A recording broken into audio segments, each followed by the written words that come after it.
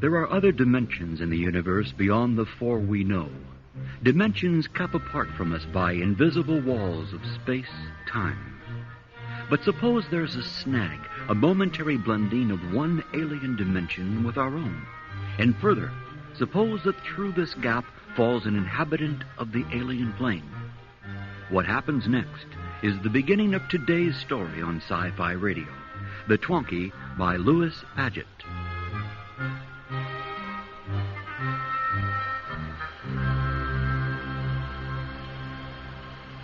Hey, you. What? Yeah, you, Joe. Huh? Well, that's what's written on your uniform. You do work here, don't you, Joe? Work. Say, hey, are you drunk? Wrong. Yeah, if you are, you're history, pal. Wrong. Hey, it's funny, I don't smell liquor on your breath. You're new here, aren't you? New, huh? Yeah, come on, it's a simple question. Do you work here? Work. Yeah. Yes, I work. Uh-huh. Make bonkies. What? I make them. Oh, the stereo radio consoles. Well, why didn't you tell me you were an assemblyman? I wish the front office would let us all in on it when they hire somebody new. I make them. Yeah, Joe, you told me already. Well, I'm glad you can do something. I am expert. Yeah, I'm sure you are. Make them better than Tonguewalk. Tonguewalk? Hey, look, I don't remember anybody named Tonguewalk. I am expert. Well, then, I suggest you set your butt down and start proving it.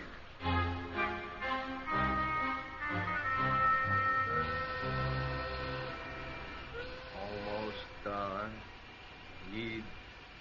Need shimmer tones. No shimmer tone. Odd. But these other Twonkies don't have shimmer tone. Must be okay. I'll put mine here with others. There. Now, must rest before I start on new one. Oh, my head hurts. How did I get here? Is this a dream? No. Great Snell. I must have had amnesia. I ran into a temporal snag. Got to find it again and get out of here back to my own world.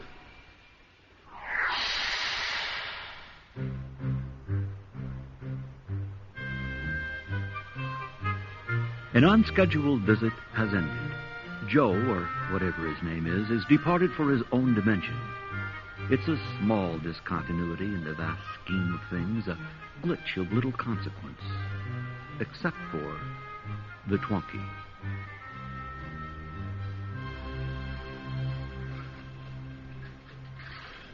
See, time is curved, and eventually it gets back to the same place where it started, and that's called duplication. What's that, dear? See, yesterday at this time I had a martini, and the time curve indicates I should have another one now. Can you hear me, sweetheart? I'm boring. Okay, you get my point then. Here's another. Time describes a spiral instead of a circle. And if you call the first cycle A, the second one is A plus 1. And that means a double martini tonight. I knew where that would end. Here's your martini. But I'm afraid they don't make infinity-proof gin. Yeah, too bad. That's it. Slowly stirred, not shaken. Great. I'm glad. How are things at the university today? The same. Gave one lecture this morning, then graded midterms all afternoon. How was your day? Boring. But the store did deliver that new stereo console you bought. Do you like it over there by the window? Yeah, that's fine. I think it goes real well with our furniture. I would hope so, considering what it cost. Did you try it yet? Oh, no. The old one was complicated enough. These new electronic gadgets just confuse me. All those buttons and numbers, tapes and CDs. Oh, you need to take a course in how to operate them. No, I just thought I'd wait till you got home so you could play with it. It's not so hard. I'll show you how. I got some new CDs we can listen to. You'll love them. You really think I can learn to work that thing? Sure. These new ones are pretty good, you know. They do everything but think. I wish they could wash the dishes. Or at least set the table. Well, it can make those chores more pleasant. Look, I'll put on something classical while you finish with the dinner. Okay. Have fun. Okay, we'll see how this works now. Yeah, it would help to have it plugged in. There, that should do it. Now, the power switch is right here. It blew light. I hope this thing doesn't have a short. Psychology pattern checked and recorded. What? It sounded like a ham operator. I didn't think this would get shortwave. Yeah, no matter. Where are those CDs? Good. Nothing like a little Beethoven and a cigarette before dinner. Damn matches.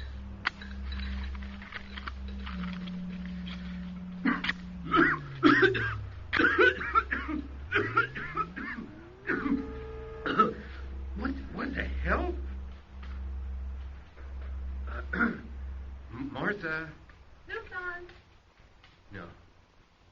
I didn't see it. The stereo did not work over and light my cigarette. It hadn't moved. But, no, wait, it is unplugged. I could swear I plugged it in. Kerry, dinner. I'm coming.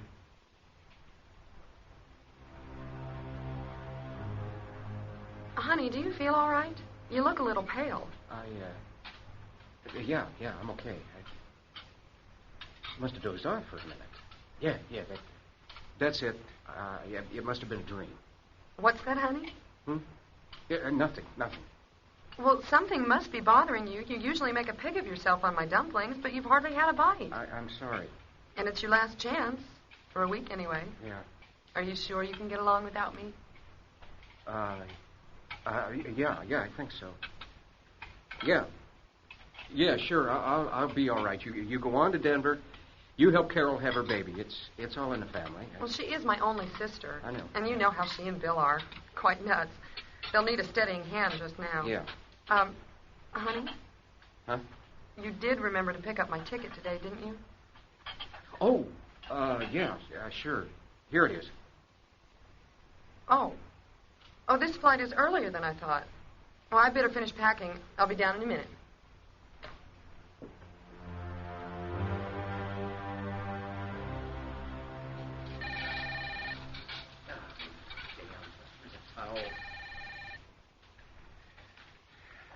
Hello? Hi, Kerry. It's Fitz. Oh, Fitz, what's up? Martha gone? Yeah, I just drove her to the airport. Well, then, why don't you come on over and we'll chew the fat for a while? I've got some pretty good scotch we can tap. I'd like to, but... I'm dead. I got a big day tomorrow. How about a rain check? Sure. You know how it is. I just finished grading a stack of freshman psych papers and felt the need of some intellectual BS to resharpen my mind. Kerry? Are you still there? Yeah, sure. Is something the matter? No, I don't think... Wait a minute.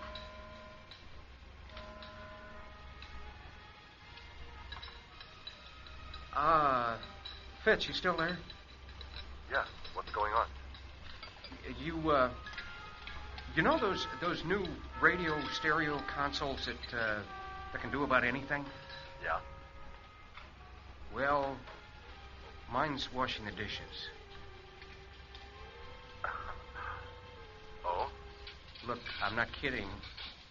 Now, maybe I'm having hallucinations or something, but the damn radio is washing the dishes. Wait a minute. This is a gag, right? No. And I don't think it's a hallucination either. That's your territory. Can you come over and test my knee jerks?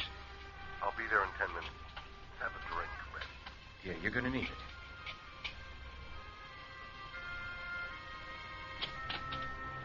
Where's my drink? Let me go. Come on in and sit down. Where's your dishwashing stereo? It's in there, too. I thought it was doing dishes. It's finished. and then it walked back into the living room. It walked. Yes. Harry, I think maybe you better sit down, too. I'm all right. You say it washes and it walks? Yes. What else does it do? Oh, yes, and it lights my cigarettes. Really? Yes.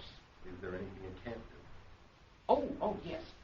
When it came back in here and parked itself, I thought I'd try out the radio. And it worked great on all the stations, really great. But then when I tried a CD, it wouldn't play at all. Oh, well, a minor matter. I mean, if it's a housework. Let's take a look at it. That's it. Over by the wall. It's a nice one. Mm-hmm. Otherwise, looks rather ordinary. Now stand back and watch this. What? I'm just going to take out a cigarette, like this, and... Well, what do you think of that? It's a robot of some kind. Huh? Only thing it can be. Where the hell did you get it? You don't seem too surprised. Well, but I am, though. I mean, I've seen robots on TV and in the shopping mall, of course, but I've never seen one that could light your cigarette. Who made it? Well, how should I know? The Mid-Eastern radio company, I suppose. Wait a minute. I don't quite understand. There's nothing to understand. I bought this console a few days ago. It was just delivered this afternoon, and then it started doing these strange things. You mean you didn't know it was a robot? No, of course not. I bought a radio stereo, and the damn thing seems alive to me. Well, I wouldn't say that. It's just some new kind of a robot. I mean, what else is there to think? I suggest that you get in touch with the Mideastern people tomorrow and check it out. Yeah, you bet I will. But right now, I'd like to try something else. What? I'd like to see what's inside it. That would be interesting. Yeah. Got a screwdriver? Yeah. Yeah, here's one. Okay, let's slide that console out so we can see the back. Here. There. What's I don't see any screws on this thing. Right. Seems to be made out of one solid piece. Wonder how they did that. And these legs, they look like they're some kind of hard plastic. Yeah, but you saw them move. They look like rubber. Yeah, it's crazy. And there's another thing that doesn't make sense. What else? Well, if someone's made a new specialized sort of robot, why put it in a console like this? Beats me. I'm afraid of that thing. Do you want to stay at my place tonight? No. I guess not. The robot can't hurt me. I don't think it wants to. In fact, it's been helping you, hasn't it? Yeah, I guess you're right. Well then, that's that. Except for one thing. My drink. I think I can really use it now.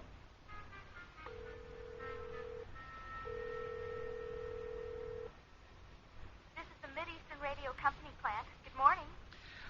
Yeah, good morning. My name is Kerry Westerfield. I got one of your new stereo radio consoles yesterday, and I'd like to ask you a few questions about it. Of course, sir. I hope it's satisfactory. You know your warranty is good for a year. Yeah, no, it's okay, but who made the thing? That's what I want to know. Oh. Well, I suppose we can find that out. Of course, I will need your stereo number. Okay, that's the number on the back panel? Yes, sir. Okay, I've got it. It's 632. Very well, sir.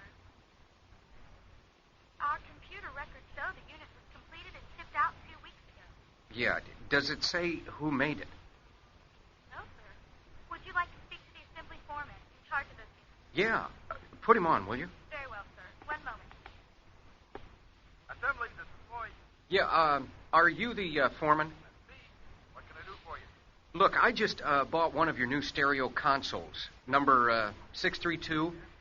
I'd like to find out who made it. For sure. I keep the record slips right here. Good, Let's see. good. What number did you say? 632. Slip is here, but there's no name on it. What does that mean? Well, I guess no one signed off on the job. I don't know how they got by me. Sorry, I guess I can't answer your question. Is that okay? Yeah. It works fine. Look, you might answer another question for me, though. Sure, if I can. How do you open the cabinet? Huh? You know, if you want to see inside? Well, we recommend you take it to your dealer for service. Well, yeah, I know, but how do you open it? It's really easy. Just unscrew the panel in the back. Yeah. Thanks. You're welcome. Bye.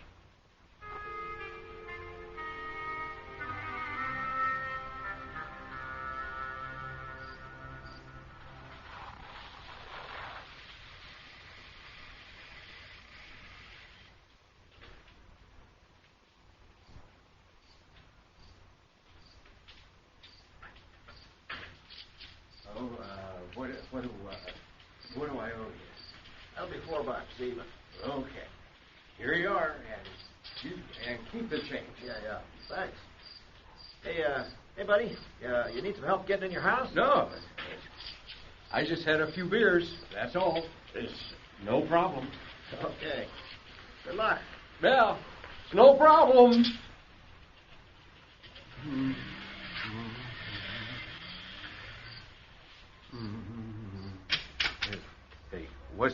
Hey, what's going on? Let go of me. What the hell was that? That light. Hey, what did you do? My beers. I can't feel them anymore. How? What a dirty trick. Listen, whatever you are, you mind your own business. If I want to get drunk, I'll get drunk. And I don't need your help to get sober. What am I doing? I'm lecturing about stereo. I gotta get control of myself. Easy, Kerry.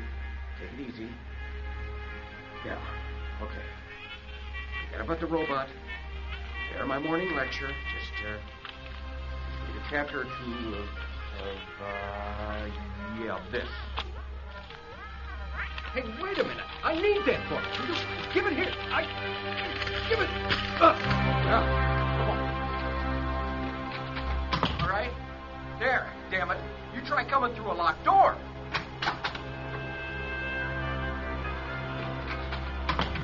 All right. You can have the book. Take it.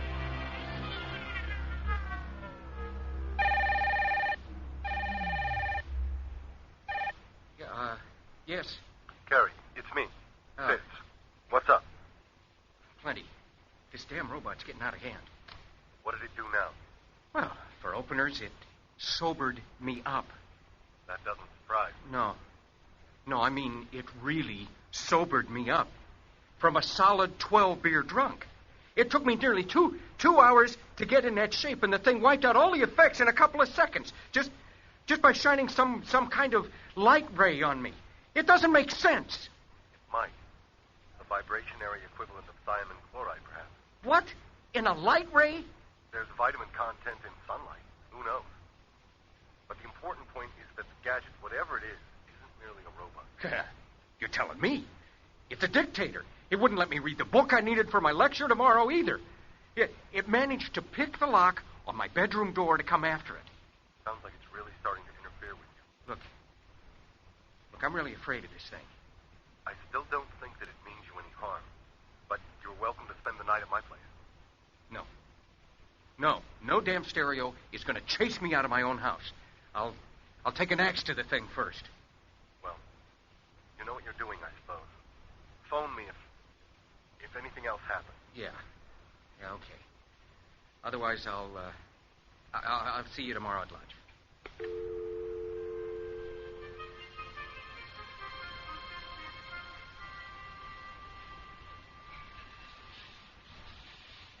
Hi, Kerry. Sit down. No more problems last night, I guess? I just didn't sleep too well, that's all. What's that? It's the library's copy of Casson's social literature. Thing won't let me have mine. But there's something funny about this book. Funny? Yeah. I don't... This morning I went into the library and I looked at this book. I read it all right, but it didn't mean anything to me. It's just words. Read it now. I don't think I can. Go on. Okay, I'll try.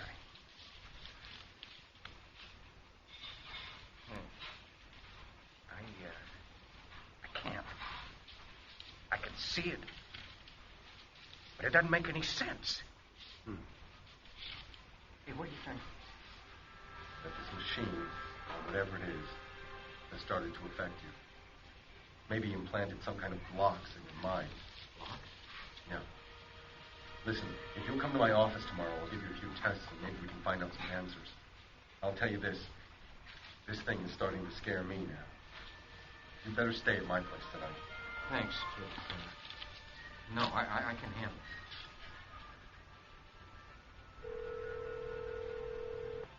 Hello? Martha, good morning. When did you get back? About an hour ago.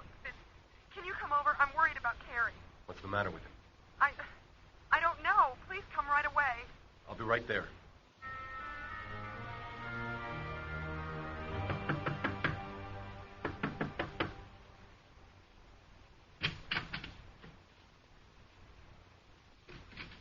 Oh, Fitz, thank God you're here. Where's Kerry? He's right here in the living room. There, by the window. Kerry, how do you feel? Hello, Fitz. Fitz, what is wrong with him? Is he sick? I mean, should I call a doctor? Have you noticed anything strange about your little stereo? Well, no, why? Sit down. I've got something to tell you. So we figured it was more than a robot. Somehow it's been readjusting Kerry. And now it looks like it's taken away most of his initiative. But nobody on Earth could have made something like that. I agree. Seems to be the product of a well-developed culture, quite different from ours. On some other planet, perhaps. It's such a specialized thing that it naturally fits into a complicated culture. But I do not understand why it looks exactly like a mid-Eastern radio stereo console. Camouflage? But why? Let's look at this logically. Imagine a civilization where a gadget like that has its place. I can't think about that. Fitz, I'm too worried about Kerry. I'm all right. It seems to be some kind of monitor. In this other civilization, perhaps everyone has one. Maybe only a few, ones who need it. It keeps them in line. By destroying initiative? I don't know. It worked that way in Kerry's case. In others, I don't know. I don't want to talk anymore. Kerry needs a doctor. After he's tended to, then we can decide what to do about that thing. It would be rather a shame to wreck it. But I suppose it's the only thing. Oh, Fitz, look out! What? Let go!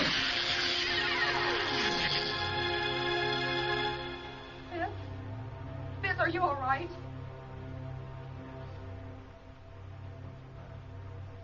Well, I'm okay, but it grabbed you, and that beam of light, what did it do to you? I don't know. What? The stereo, Fitz, what did it do? Stereo. Is there something wrong with it, Martha? I'm afraid I'm not much of a repairman. Oh, it did do something, just like it did to Kerry. It's a monster. Oh, calm down, Martha. It's a fine stereo. Kerry told me it had all the latest gadgets. You told me it changed Kerry. Don't you even remember? What? I'm sorry, Martha. I guess I'm a little stupid today. I can't quite understand what you're talking about. Now, I'm afraid I've got to go, or I'll be late for my class. See you soon. Kerry? Kerry, please come back. Yes, Martha. It must be stopped. Martha, what are you doing with that camera? It must be destroyed. Martha, don't.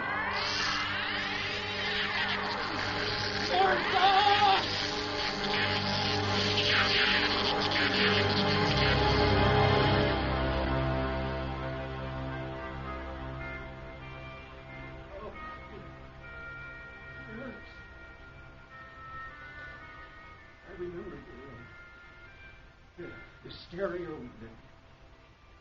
The damn stereo. It's alive. It's killing Arthur. My God, that's the last thing you'll ever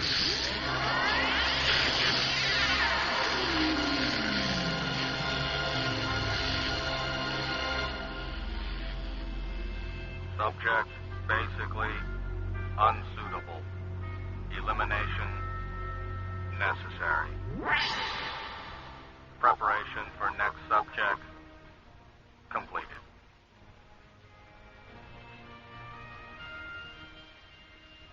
All right, we'll take it. You're doing the right thing. It's quiet, isolated, and the price is quite reasonable. Yeah. I don't know about that, but it's just what we've been looking for.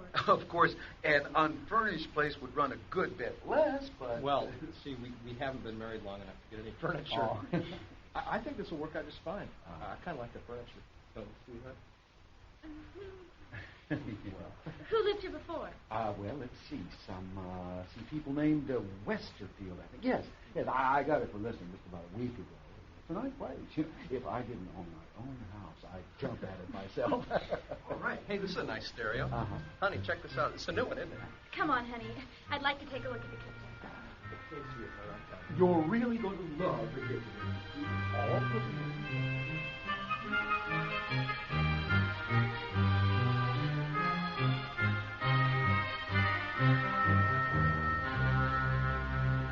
Our cast featured Greg Loso as Kerry, Mary Chris Wall as his wife Martha, and Charles Carroll as Fitz.